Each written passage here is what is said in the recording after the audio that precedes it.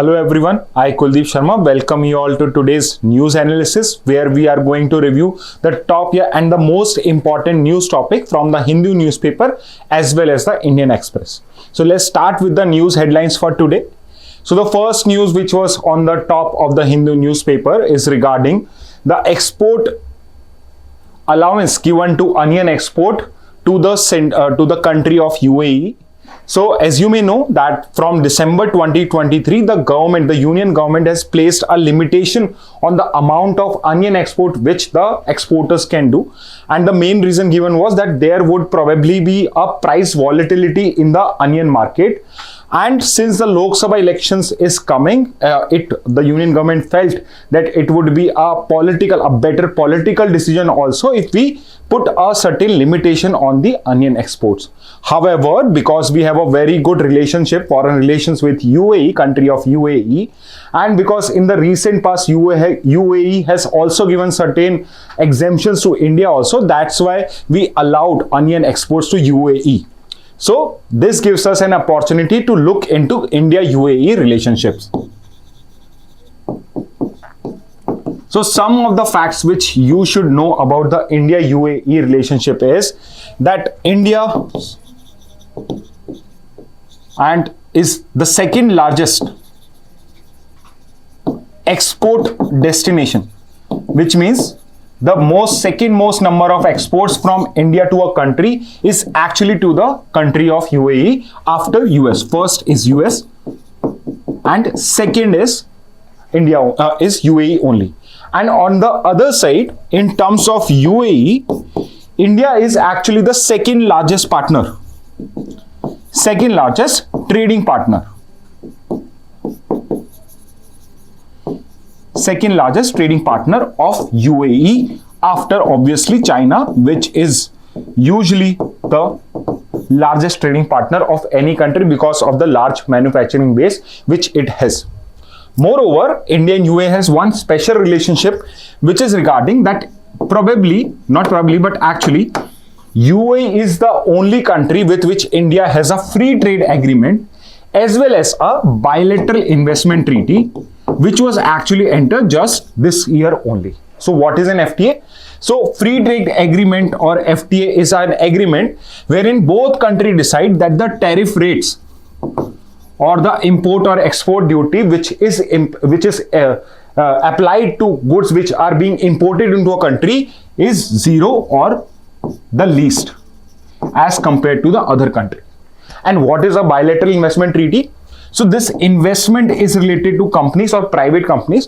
So let's say a government or a private company makes a certain kind of investment in the other country, then that investment is not going to be regulated by the local laws of that country, but by the terms of this treaty.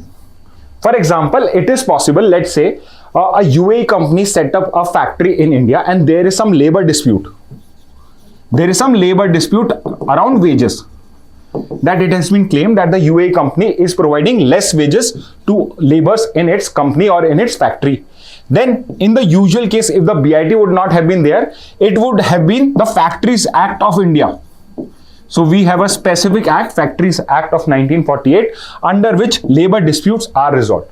However, if the BIT has created an organization or a tribunal in which such kinds of cases are to be dealt with, then it would be the BIT which would be applicable. And rather than going to an Indian court, it would probably go to a BIT court or an international arbitration. So that is the benefit of a BIT. Basically, it protects the investment of a foreign country in your country from local legislations. Okay, so probably India, not probably, but actually UAE is the only country with which India has FTA and BIT. Apart from it, certain other things which are special to India-UAE relationship is that UAE, if you remember last year or this year only actually, in January, UAE actually gave land to open a Swami Naran temple being run by an organization known as BAPS. So BAPS is an organization which run the Akshardham temple, Swami Naran temples. Swami Naran temple, and the land was given by the UAE head of the state of UAE only, and because of which the third such temple was opened, and it is actually the largest Hindu temple in the Middle East. So one question which you have to mention in the comment box is, which is the largest, where is the largest Hindu temple in the world located? So which place holds the largest Hindu temple in the world? That is a question which I am asking you, and you have to answer it in the comment box. So these are some of the facts between India and UAE relationship. Moving on to the next headline. So on the first page of the Hindu also, there is one news headline that this poll season MSMEs pursue GST reforms with candidates. And apart from it, and on page 12 or 13, there is another news wherein the 13th Finance Commission, so you know there is a Finance Commission in the Constitution under Article 280, and the main job of this Finance Commission is to distribute the tax proceeds between center and state. So one such commission was the 13th Finance Commission, and it was headed by Vijay Kelkar. So it was during this Finance Commission that actually your GST came into prominence, your goods and service tax came into prominence. And right now this chairman of the 13th Finance Commission is arguing that the GST requires a lot of reform, and one reform would be to maintain a single rate of 12%. So reading these two news together give us an opportunity to study something about the MSME sector, as well as GST. Two things, a little bit of understanding of MSMEs as well as GST would be given here. So MSME stands for micro, small and medium enterprises. These constitute around 30% of the GDP. So micro, small and medium enterprises provide 30% of GDP and provide employment to 11 crore people in India. So it is actually the largest employer in the manufacturing sector in India. So that is the relevance of MSME. Apart from MSME, the other is actually the large enterprises, the big companies, which actually provide a very small amount of your GDP. Apart from 30% of GDP, 40% of exports. When we export, we get foreign exchange reserves in India, and 40% of export is actually contributed by the MSME sector. So this is the contribution of MSME sector. And this MSME sector has been facing a lot of issues with the GST regime. Why? Because earlier the micro and small companies, specifically your micro companies, which are very small, it can be even a one-person company also. Only a one person, for example, one person is creating some handloom or painting boards for companies. For large companies, it can be of 6 to 7 persons, 6 to 7 workers working in a small establishment or in a small shop only. So starting from micro, a medium can be around 1,000 to 10,000 people working together. So a micro, small, medium enterprise constitute of a one-person company to a 1,000 or 10,000 persons company, and they contribute a lot. And since these micro enterprise specifically, which consists of 1 to 5, 6, 7 persons only, has been facing a lot of issues with GST compliance. Because ये छोटी companies होती हैं, they are not technical savvy. They don't know how to use the technology, which becomes an issue with these people. So what they have been demanding is GST reforms into the GST. So let's study some facts about the GST regime in India. So as you may know, GST stands for Goods and Services Tax. It was implemented in the year 2017. Okay, and it actually replaced all or most of the indirect taxes. So there are two types of taxes, direct taxes and indirect taxes. Direct taxes, for example, your income tax, on which the person on which it is imposed, he is going to pay. On the other hand, direct taxes is like an example of indirect tax would be GST. For example, on a Parle G biscuit, probably the tax is you who is the ultimate consumer who is going to buy that Parle G biscuit.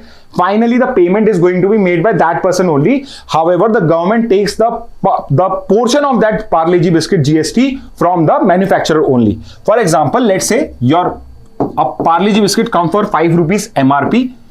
This GST, whatever the GST is on a Parle-G biscuit, is actually incorporated this in MRP. So finally, you are going to pay the GST. However, the company or the government is going to take it from the Parle-G company only. On the other hand, in a direct tax like income tax, both the things. For example, I am going to pay the income tax, and actually it is my income only. No one else is going to pay it on my behalf. So I am going to pay income tax on my income only. However, here the company is paying GST on my behalf. So that is an example of indirect tax. So all the indirect taxes were consumed into the GST regime. And one thing which happened with GST was that for different products, different tax rates were decided. And there were actually 5 GST rates, starting from 0%, 5%, 12%, 18%, and finally for luxury goods and tobacco and alcohol related products, 28%. Not alcohol, alcohol is out of this. So these were the 5 rates. So when the GST was implemented, actually the tax rate was actually 18% on MSME sectors. However, recently it has now been reduced to 12%. And the MSME sector, specifically the micro and small enterprises, believe or they suggest that it should be 5% because otherwise a 12% rate makes them incompetitive in the market. They cannot compete with other players in the market. So that's why they are asking that it should be 5%. And this is one of the recommendation of the Vijay Kelkar, who headed the 13th Finance Commission also, that rather than having 5 different rates, we should have one single rate, 12%. We can have exemptions for certain fresh food, fresh goods like your dairy, etc. Those can be charged at 5% or even 0%, but for maximum products, it should be 12%. So this is one of the GST reform which has been recommended recently. Now let's look at the next news headline. So sometimes you might see that there is an article on an election and you might feel that probably for GK purposes, there won't be any new information or any important information. However, sometimes you can actually find information from here also. For example, although we cover everything for you, but on your own also, if you just have a cursory reading, sometimes you can find interesting information. For example, this is an article wherein 200 plus people are being documented. 200% people are documented and they are talking about their right to vote. Herein, one information is provided that they are going to be voting from home. So both of these people above 100 can vote from home. So it raises the question, there is a possibility that people of certain age group or certain disability, can they vote from home? So the answer would be yes. So the Election Commission of India actually provides facility for vote for home to certain category of people. And actually in today's 20 GK question, you are going to find and you must have find which are uploaded on your portal, you will find a question on this. Okay, so the 5 eligible groups who have the vote for home facility are, first is people aged 85 and above. So if your grandparents or someone in your family is above 85 years, he has to fill a form 12D from the Election Commission website or from an election representative. You can get this form, you fill this form, and then an Election Commission of India officer would come to your house to get your vote registered. Second category of people is person with disability with minimum of 40% disability. So if a person is disabled in percentage term of more than 40%, then he also gets the authority or the eligibility to avail the vote for home facility. Next is media persons covering elections. So whoever is actually a media person is actually covering elections on the election day would also be getting the vote from home facilities. Next category of citizens are workers from essential services. So specifically you can understand doctors and nurses, because they are not going to get any holiday on that day also. So doctors, nurses, metros, railways, those are the services which are essential services and run 24/7, 365 days. So such kind of people are the another category of people who get vote from home facility. And finally, your service voters. So who are service voters? So service voters are those army and police personnel who actually cannot be present in their constituencies on the voting day because of their service, not for personal reason, but because of their service conditions. Army personnel or army or police personnel who are actually working outside their constituency get a vote from home facility also. So these are the 5 category of people who get vote for home facility. So one question which I would like to ask you all is, what is the ECI view or what is the eligibility for NRIs, non-residential Indians? So in the comment box, if you can answer this, I am simply asking, do NRIs get the right to vote? So this is the question. Just mention yes NRIs, no NRIs do not get the right to vote. And probably in the next Hindu news analysis, we are going to discuss it. Okay, so this is the task for you. Next question, beat the heat. So in the last 2, 3, 4 Hindu news analysis, this news is coming again and again that this year the elections are going to be very tough when it's come to weather. So the elections are going to be in 7 phases and starting from April only. From mid-April, the elections, the voting would get started. And you know that April to June, July, before monsoon arrive, is a period of very hot summers. Very hot summers. And when the temperature is very high, that condition is known as heat wave. When we say it is a condition of heat waves, we are actually claiming that the temperatures are very high. And though I have discussed it earlier also, I am discussing it again and again because it is coming in news regularly. So one of the things which you should understand is, what is the condition of heat wave?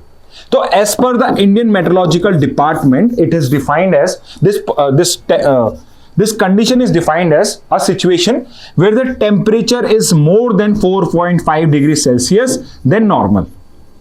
Whatever is the normal temperature of a day during those time period, if it is more than 4.5 degrees Celsius for a particular day, then IMD declares it as a heat wave condition.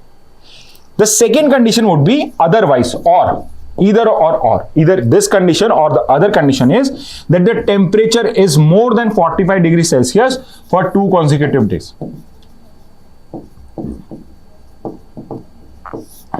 If this is a situation, IMD actually recommends staying indoors. It stays staying indoors. So in this editorial by Hindu newspaper, they are actually arguing that we should be avoiding large gatherings, political or non-political gatherings, when it comes to summer season in India, because the temperatures are getting higher and higher by the day. And in this case also, we can actually blame climate change also.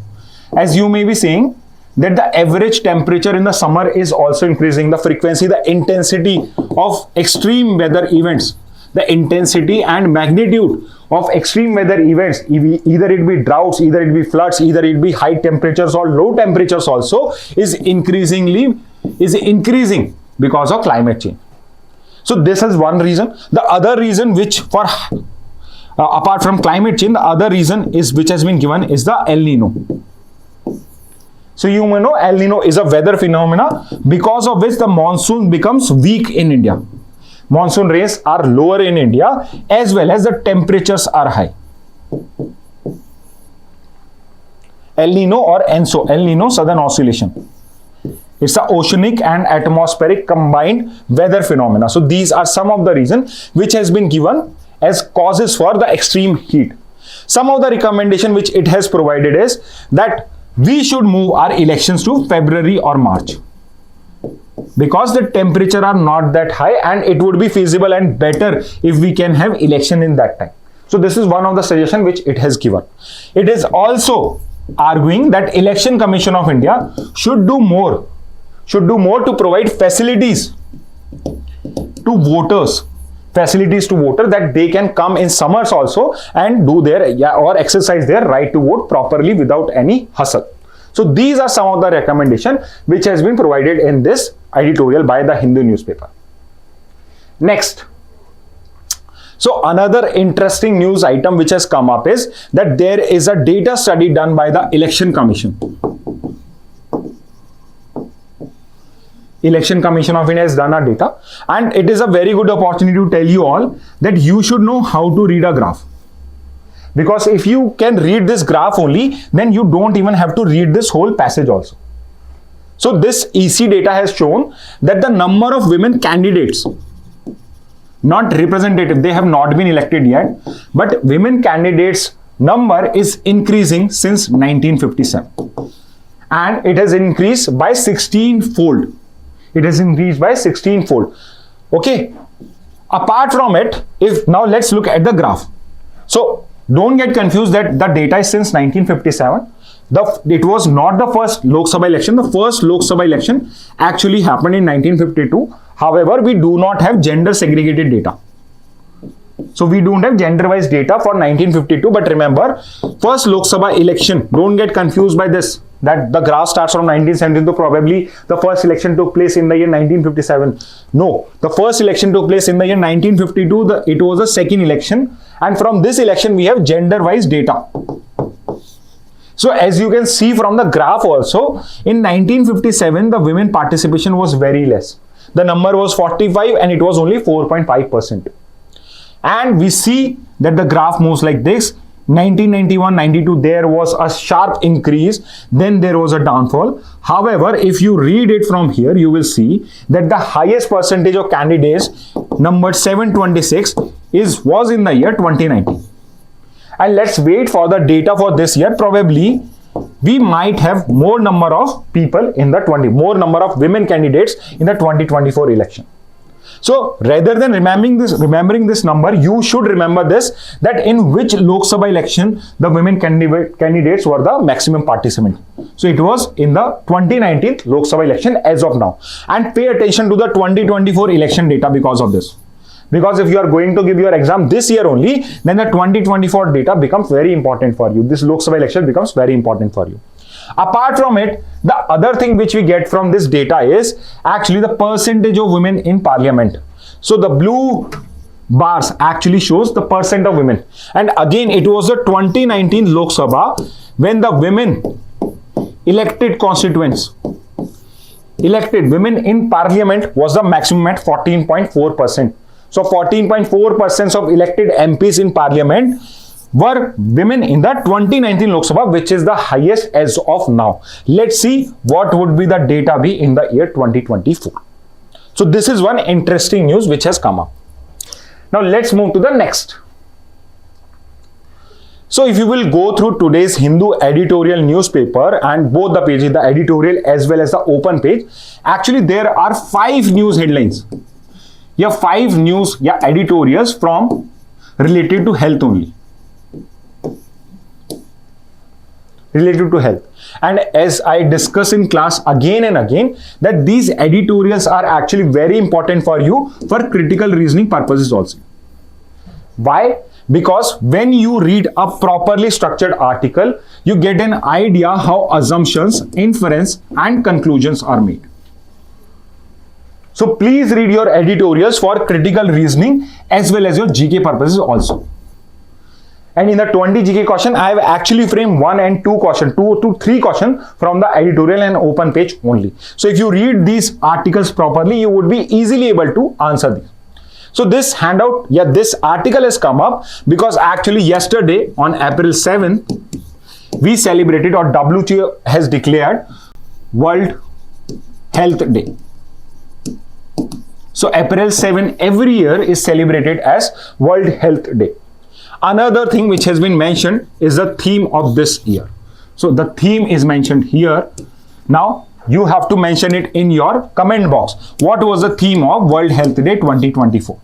And it is given in this handout. This handout actually talks about, yeah, not this handout, but this article talks about health equity. It states we just don't need equality, we actually need health equity in India. So if you have done your Article 14 properly, Article 14 of the Indian Constitution, which talks about right to equality, it also talks about equity. So if you understand the concept of equity, you will be easily able to understand what do you mean by health equity. So equity simply means that you treat everyone as per their needs.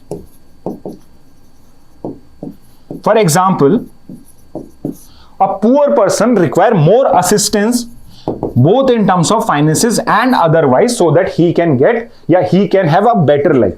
So same goes with health equity also. So what it means, that you are going to consider the socio-economic conditions. Socio-economic condition as well as environmental factors.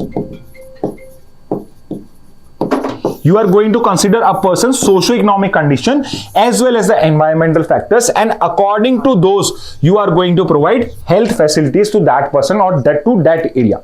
For example, environmental factors what would it mean? Let's say in northeast area, which has very good rainfall and it has forest area also, equity demands that facilities for diseases which are communicable like malaria, because people are going to there be affected by malaria more, facilities like that should be available in the northeast region more, or in the tribal hamlets. But at the same time, if you go to a city like Delhi, which is a capital of non-communicable diseases, there the facilities for non-communicable diseases should be more. So that is the meaning of health equity. Okay, so apart from it, certain equity challenges have also been mentioned. So as you may know, that WHO recommends that in a particular country, the doctor population ratio should be 1 doctor for every 1,000 people. So that is the ratio. However, the reality in India is that it is still 0.8 to 1,000. This is also a very good ratio. However, the problem is behind this, and the problem is the disparity between ratio of rural versus urban population. In India, actually, there is a plethora of doctors in urban areas. However, there is lack of rural facilities and rural doctors in rural areas. So this is one disparity, one inequity,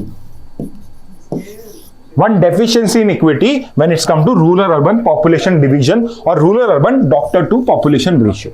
So this has also been pointed out here also. Okay, so these are some of the facts. Apart from this, now, like here he has talked about health equity, he has explained health equity. Then he has gone into the challenges which are there. Now here he has started talking about government programs. So I'm trying to explain you the article also. And finally, now he starts giving his suggestions.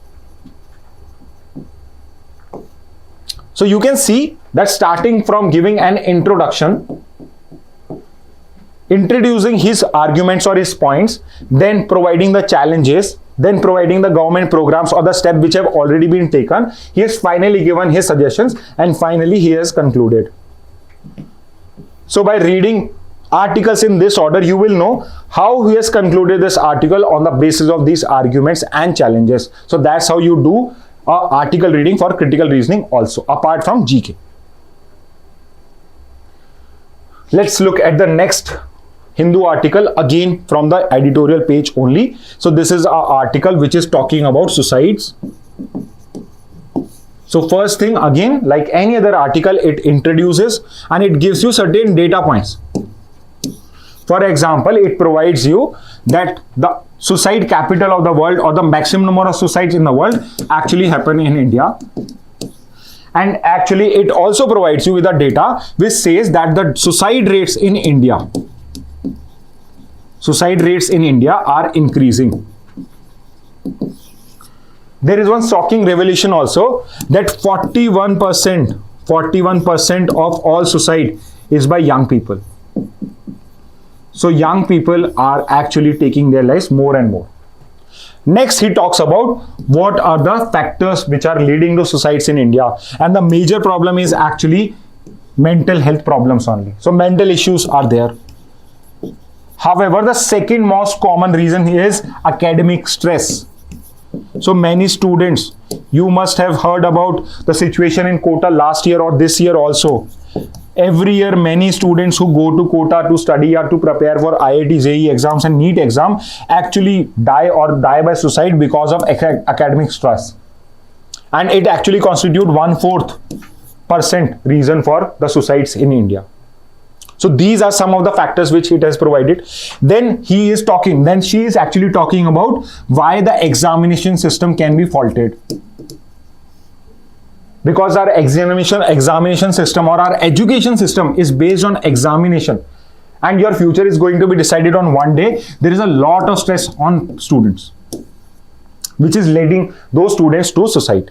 Apart from it, other reason which it has provided is actually net or internet addiction. So there more studies are required. However, many scientists, many authors, many doctors now believe that internet addiction is actually causing depression, which actually forces a person to take extreme steps. So these are some of the factors which she has talked about. After this, she has talked about certain solution. So suicide is probably a disease which can be prevented, but it has no cure. Because once a person has committed suicide, he cannot be bring back to life. However, it can be prevented. And one of the things which she has recommended is educating the youth. Educating the youth, providing them with skills, emotional skills, increasing their emotional intelligence. What is emotional intelligence? Basically, how good you are at controlling your emotion or regulating your emotions in conditions of stress. That is the definition of emotional intelligence. So she is actually suggesting that we should educate the youth from very young age. We should have regular classes regarding this. Apart from it, obviously we have to take social causes also, like avoiding alcohol addiction at young age, alcohol or drug addiction at young age, which also leads to suicides in India.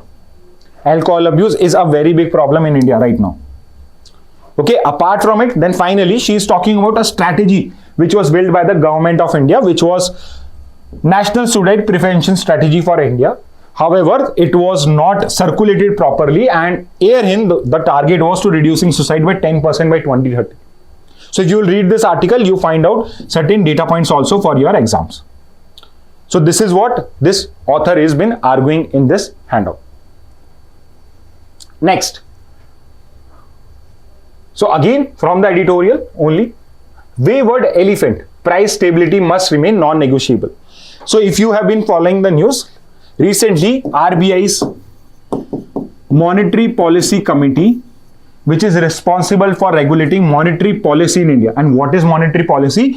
Regulating interest rate by central bank or by RBI.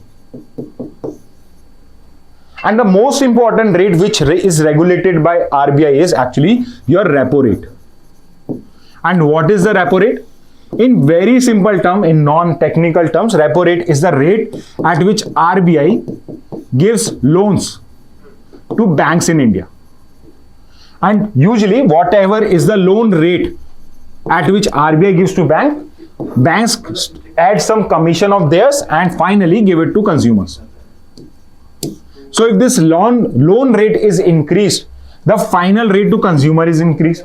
And if the loan rate is decreased, this consumer, the final rate which is provided here is also decreased. When the loan rate is decreased or repo rate is decreased, it leads to more economic growth.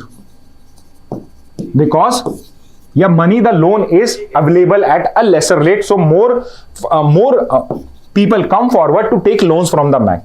However, one repercussion of increased economic growth is increase in inflation. What is inflation? Inflation means महंगाई.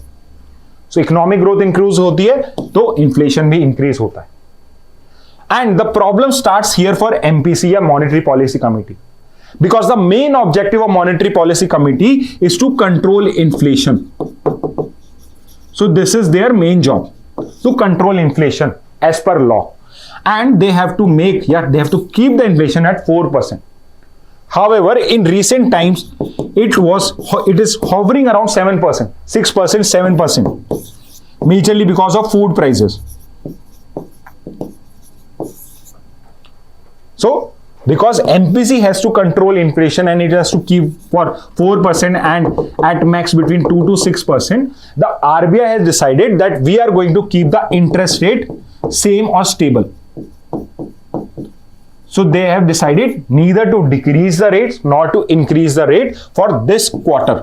So this MPC decides on interest rate every quarterly. So these are some of the topics which has been mentioned. One thing, one question which you have to answer me in the comments, and you will find the answer here also, that in India, inflation is calculated. Inflation in India is calculated on basis of which index?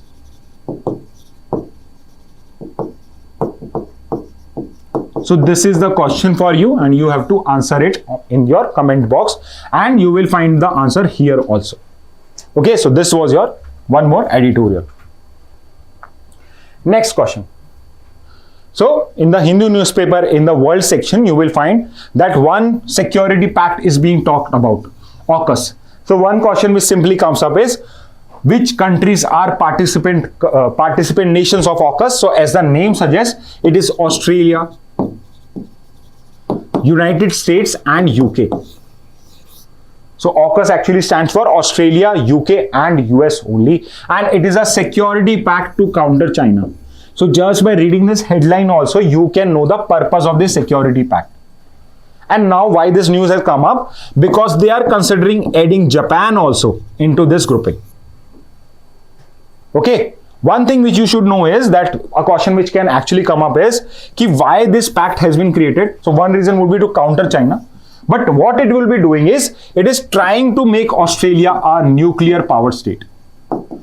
Not a total nuclear power state, but at least they are providing with nuclear power submarine to Australia. US is actually helping Australia to build a nuclear power submarine. However, when they are going to include Japan, it is not for the purpose of nuclear power submarine, but for other purposes like developing quantum computing, undersea hypersonic artificial intelligence and cyber technology. So these are also very important areas, and actually China is creating a threat situation for Japan as well as for other countries also. So to counter China, AUKUS security pact is being expanded now. So this was one foreign news. Next, so one very small news has come up, which is Irish unification is a legitimate aspiration but not priority. So one thing which you will find is that Simon Harris is said to become Ireland's youngest ever prime minister. So whenever some interesting fact come up, like he is going to become the youngest ever prime minister of Ireland. That's why this name becomes important. And he is talking about Irish unification, which means probably Ireland may be two different countries. So let's study about that. So if you will look at the map of United Kingdom, so this is the map of United Kingdom in green. So actually United Kingdom consists of 4 countries. Great Britain or United Kingdom consists of 4 countries. It's England, it's Wales, it's Scotland and it's Northern Ireland. So 4 countries make up this. As you can see, this Northern Ireland is actually connected to Ireland but not connected to this island. So what is this issue? So as you may know, some of you may know that actually Irish people consider them different from British people or English people.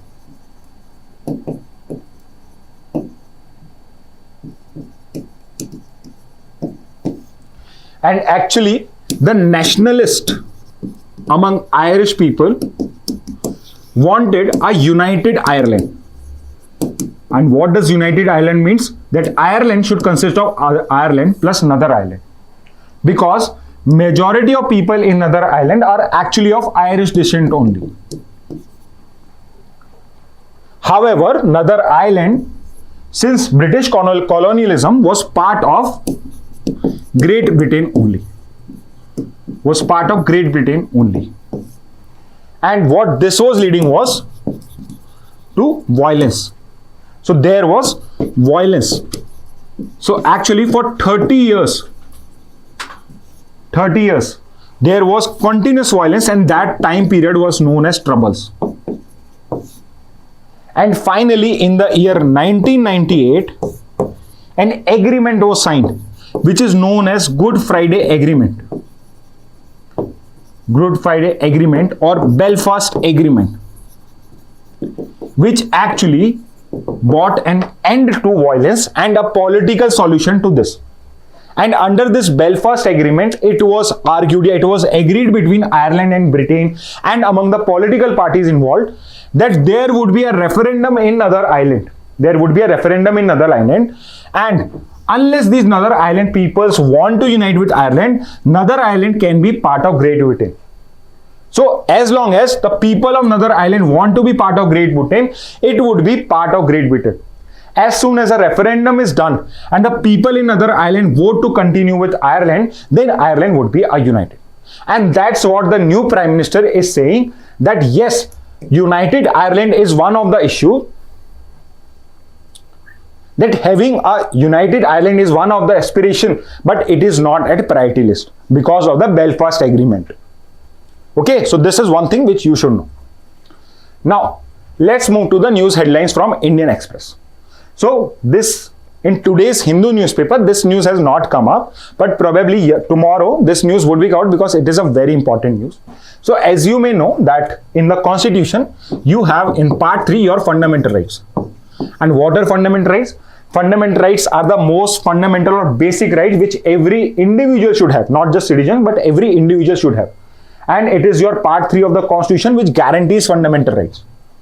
So one of the right in your Constitution is Article 14, which talks about equality. We talked about it before also, and the other is your Article 21, right to life. And this is Article 21, right to life, which has been expanded by Supreme Court by many judgments to include many rights. For example, right to your education, free, clean air, clean water, free trial, not free trial, but a fast trial, free legal aid to the poor, etc. All of these has been incorporated as part of Article 21, right to life. Very recently, right to privacy. In case put to Swami judgment, right to privacy is part of your right to life and thus a fundamental right. And now what the Supreme Court has said is that right against adverse effects of climate change, part of rights to life equality, which means to be protected against climate change effect is one of your fundamental right now. And if this is your fundamental right, you can actually approach the Supreme Court and High Court and force the government to take action against climate change. Because this is your fundamental right and it is a duty of the state. By state we means India as well as your state governments, which have a duty to protect or guarantee your fundamental right. So this is a one big development which has happened in Article 21 in the Supreme Court. Apart from it, here he is talking about Article 48A. So if you know your Constitution, in part 4, it talks about directive principle of state policy. So these are the principles which the state should follow when it is making law. And what does it say? 48 say that the state shall endeavor to protect and improve the environment and safeguard its forests, etc. Which means why it has included climate change or right against adverse effect of climate change into the fundamental rights, because Article 48 says so also. Because it is the duty of the state. Okay, and at the same time, they also talk about Article 15AG, which talks about, which actually forms part of your fundamental duty. Part 4A talks about fundamental duties. What does it say? That it shall be duty of every citizen of India to protect and improve the natural environments, etc., etc., etc. So because of this, they have been able to claim that right against adverse effects of climate change would form part of right to life and equality. So you should read this article. This article continues on page 2 also. You have to do that also.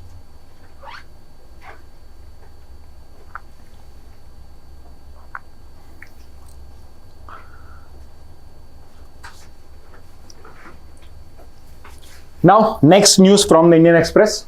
So, there is one statement by Rajnath that Agniveer's our responsibility, will review scheme if needed.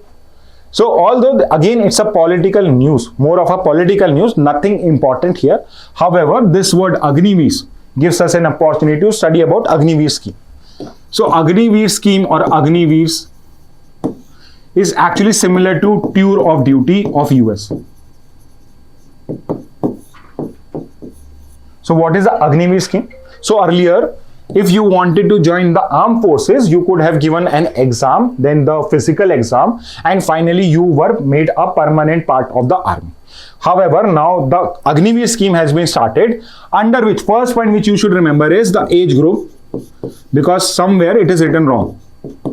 So if you are of this age group from 17.5 to 25 years, some people, so somewhere you will find that it's written 23, which is wrong because it was only for 1 year. So if you are of this age group 17.5 to 21, then you would be given a 4-year contract, a kind of a 4-year contract, wherein you would be given 6-month training and 3.5 years of service, yeah, deployment in an area. And once you are done with these 4 years, then you would be given an option to become permanent officer, yeah, permanent member, not officer. Why I'm not saying officer, I'll tell you. Permanent member of armed forces. However, not all the Agniveers would get this opportunity, and only 25% of the people, only 25% important, would be incorporated into the permanent commission of the army.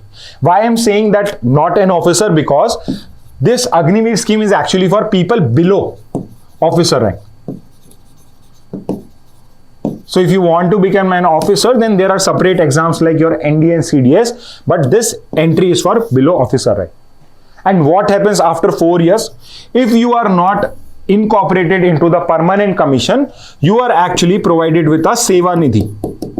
So a lump sum amount of 11.71 lakhs after 4 years of service is provided to. Obviously, you would be getting basic salary also for the 4 years.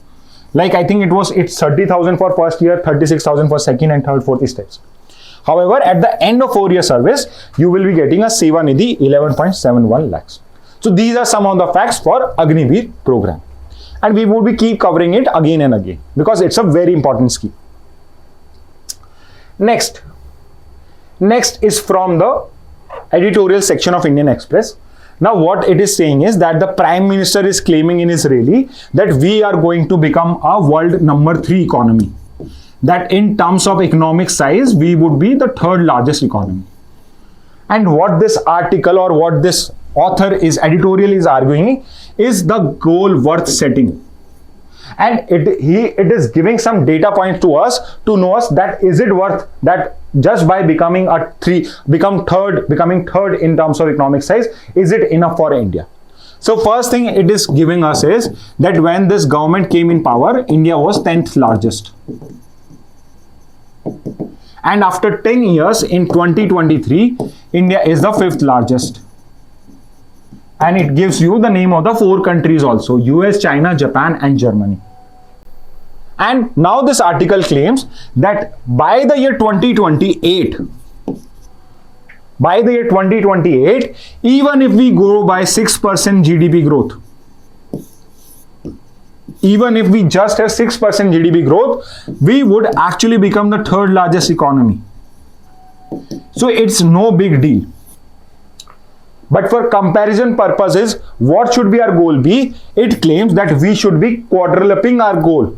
Then rather than having this goal of 3.5 trillion economy, right now we are 3.5 trillion economy, and rather than becoming a 5 trillion or 6 trillion, we should try to become a 10 trillion. Not 10, but 30 trillion economy. And it gives a proper explanation for it. So there is a comparison with China here. What it says that in the 1990s,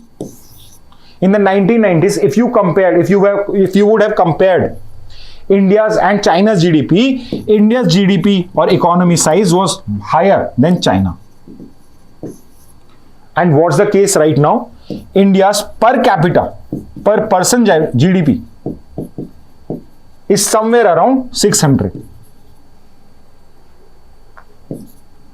And China's GDP on the other hand is 13,000. It is $13,000. Okay. So you can see where China has grown in the last 2 decades. So if we want to actually become a big economy, we should actually compare with 13,000 of China. And for this, you must also know that India right now is a lower middle income country, while China is a higher middle income company. And it would become a higher income company just by adding $845, which is the target for a developed country's economy. So actually, if we want to become big, if we want to set up a goal for us by 2030, it should actually be 30 trillion of economy. So I will strongly suggest you to read this article because it gives us a very good understanding of the economic goals which India should have if it wants to become Viksit Bharat by 2047. So please go through it. Next. So although we have already discussed it earlier also, PMLA, Prevention of Money Laundering Act, because there was a very good article by PDD Acharya in the Hindu newspaper. Let's have a rediscussion, a revision of PMLA. So PMLA is important because it creates the Enforcement Directorate in India. And you must know that Arvind Kejriwal and many opposition leaders have been arrested by Enforcement Directorate. So it tells you about the PMLA Act. So originally PMLA Act was created to control money laundering.